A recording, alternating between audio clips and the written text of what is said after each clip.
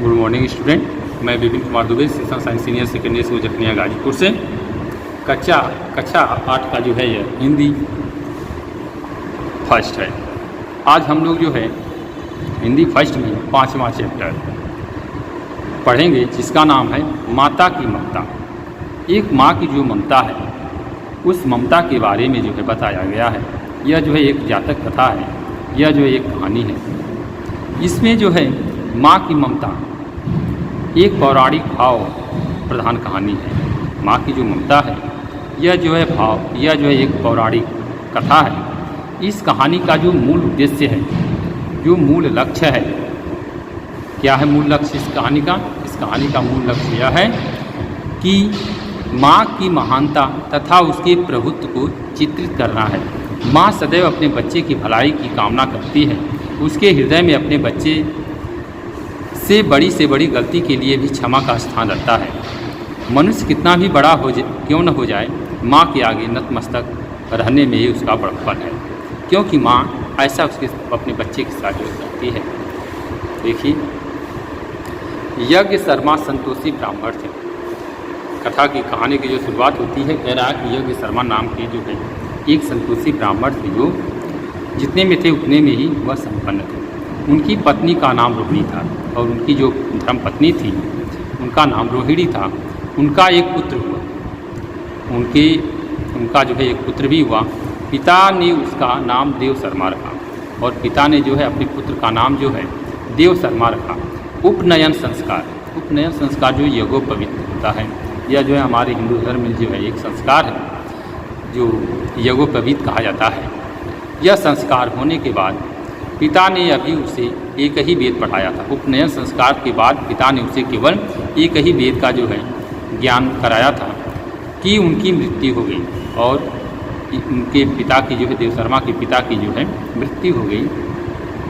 माँ बेटे पर विपत्ति का पहाड़ टूट पड़ा और माँ बेटे के ऊपर जो है विपत्ति होती है, जो मुश्किल होती है, उसका सामना जो है करना पड़ा।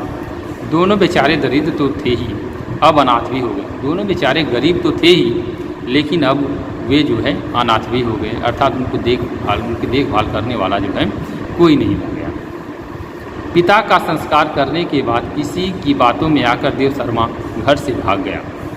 पिता का जो संस्कार हुआ, जो अंतिम संस्कार था, वह सब संस्कार जो है करने के बाद देव शर्मा जो है किसी की बात में आकर वह जो है घर छोड़कर जो है भाग गया। भागते समय उसने माँ के बारे में जरा भी नहीं सोचा और जब वह घर छोड़कर भागा तो देव शर्मा अपनी माँ के बारे में जो है थोड़ा सा भी नहीं सोचा कि वृद्धा माँ अकेली कैसे रहेगी, कैसे गुजारा करेगी। जो हमारी माँ बूढ़ी हो गई है, वह वृद्ध माँ जो है हमारी बिना कैसे रहेगी, वह कैसे अपने जीवन यापन करेगी, वह कहाँ से खाएगी, कैसे खाएगी। यह सोचे समझे बिना जो है यज्ञ शर्मा जो है भाग गया घर से। रोहिणी के दुख का ठिकाना न रहा और रोहिणी पहले तो उसका पति मर गया और बेटा भी घर छोड़कर भाग गया। उसके ऊपर जो है दुख का ठिकाना जो है नहीं रहा, अर्थात उसके ऊपर विपत्ति और छा गई। पहली विपत्ति से दूसरी विपत्ति उसे अधिक भयानक लगी।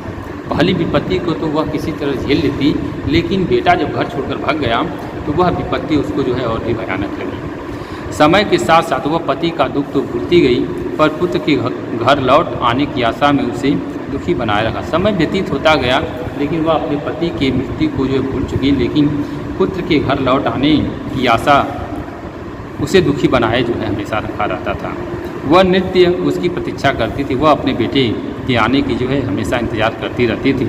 जब रात हो जाती तो कहती, आज नहीं आया, कल तो ज़रूर ही आएगा।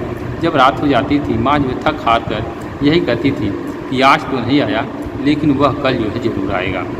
बाद में कहने लगी, जहाँ है वहीं सुखी रहे। और बाद में जब वह पुत्र नहीं आता है तो वही माँ कहती है कि हमारा बेटा जहाँ रहे वहीं पर जो है सुखी रहे, खुश रहे, प्रसन्न रहे। भगवान उसकी रक्षा करे, प्रभु उसकी रक्षा करे। पर उसके चित्त से प्रतीक्षा की भावना न गई, लेकिन उसके मन से जो है प्रतीक्षा इंतजार करने की भावना जो है नहीं गई। सभी माँ की जो यही होता है सभी माँ के अंदर कि हमारा बेटा जो है वापस ज़रूर आएगा। घर से निकल देव शर्मा गंगानदी गंगा आदि तीर्थों पर स्नान ध्यान दर्शन अध्ययन करता हुआ ब्रह्मचारी के भेष में घूमता घामता नंदीग्राम आया। और घर से निकलकर देव शर्मा जो है गंगा आदि नदियों तीर्थ स्थानों पर जो है स्नान करता था। पूजा अर्चना करने के बाद अध्ययन करता हुआ जो है वह ब्रह्मचारी के भेष में घूमता हुआ जो है नंदीग्राम आ गया। नंदी नामक गाँव में जो है आ गया और वहीं एक मठ पर रहने लगा। और वहीं पर जो है एक मठ था और वहीं जो है रहने लगा। संयम के साथ साथ जब तप से उसे अपूर्व शक्ति उत्पन्न हो गई और संयम के साथ साथ उसके अंदर जो है अपूर्व शक्ति जो है उत्पन्न हो गई, सिद्धि प्राप्त हो गई। पर इस बात का आभास उसे बिल्कुल नहीं था। जब एक दिन उसे नदी स्नान करके अपना वस्त्र धोकर सूखने डाला तब उसे एक ओर से कौवा और दूसरी ओर से बगुला उठाकर उड़ने लगे।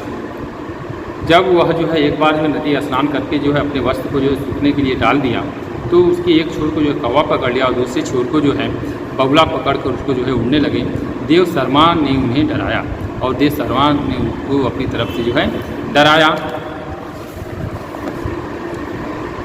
वे मारे डर के उस पर बीट करके उड़ गए और उस पर जो है डर के मारे उस पर जो है बीट करके जो उसको गंदा करके जो है उड़ गए।